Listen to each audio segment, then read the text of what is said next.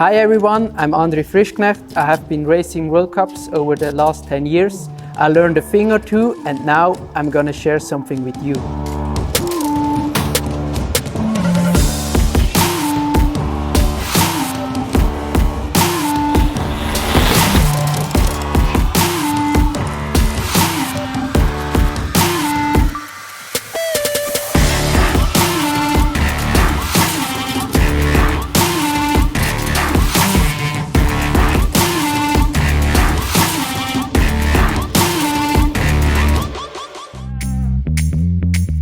Latest I eat some rice or pasta 3 hours before, and that's the main meal I eat before the race. 1 hour before the race I like to have a cereal bar just to make sure that my tank is full. And then in the race my main thing is for sure the drink.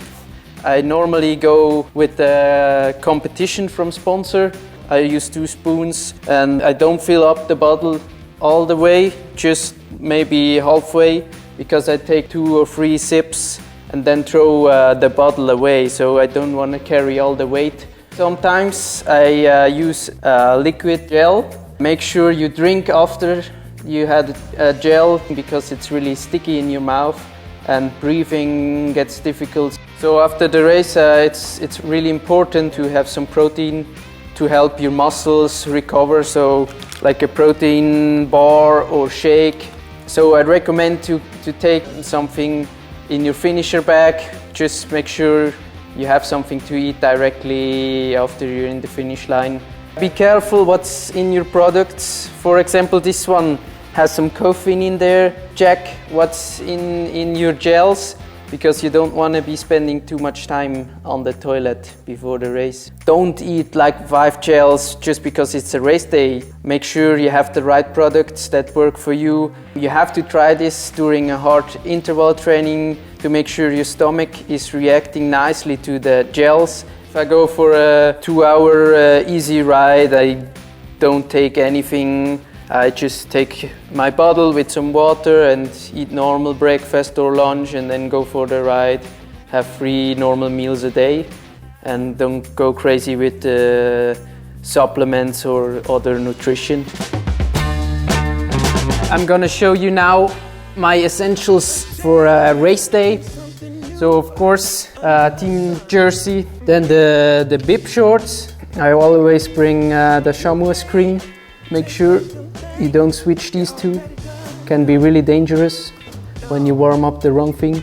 My shoes, and yeah, I have a specific pair for racing. And with the shoes I always bring a tool, so I can make sure these bolts here, they're nice and tight. New Centric helmet, really nice airflow and good cooling helmet. It's also super light. It comes with the MIPS system. Then gloves.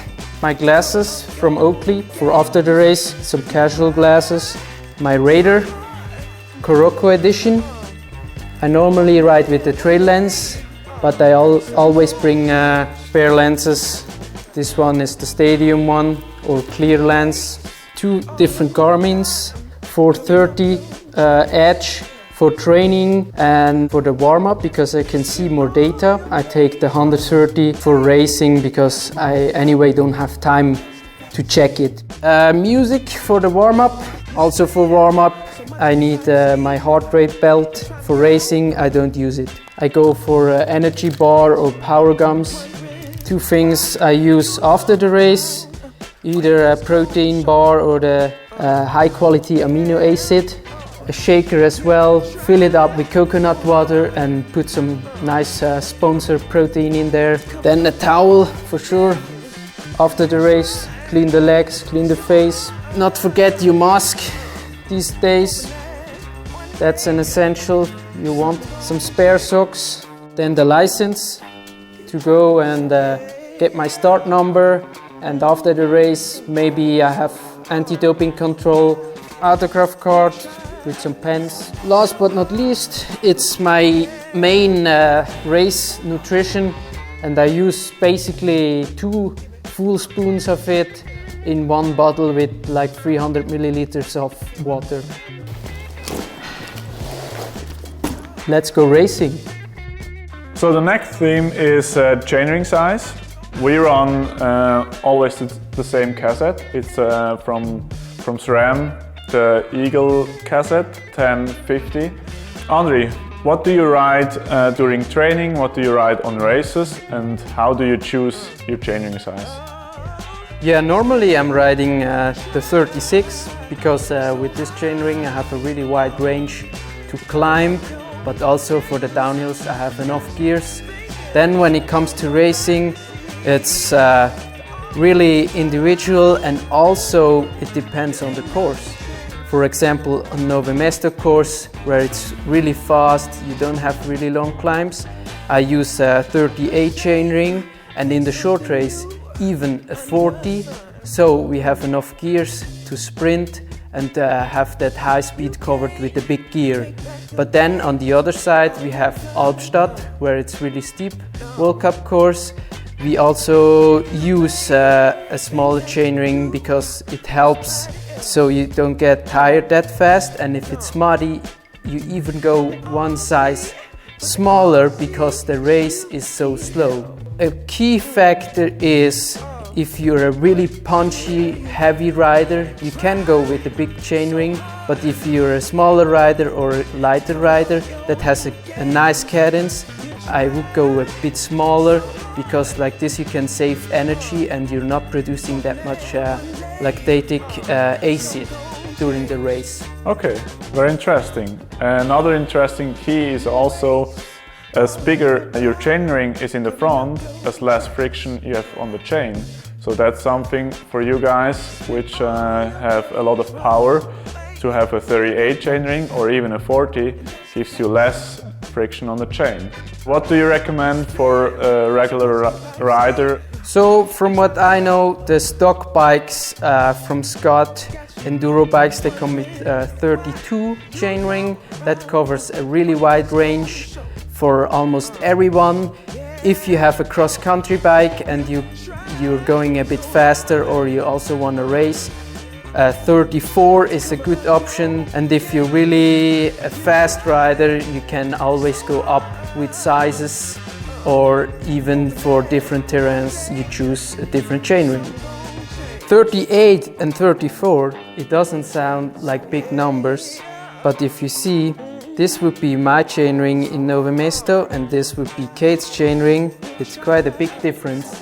Mons and Anne Worlds, Nino was riding a 38 and I was riding 36 because I like to ride with more cadence than Nino. Nino is a very powerful rider, but if you have a smaller chainring, you're not producing that much lactic acid in the climbs, but you're also running out of gears in the sprint.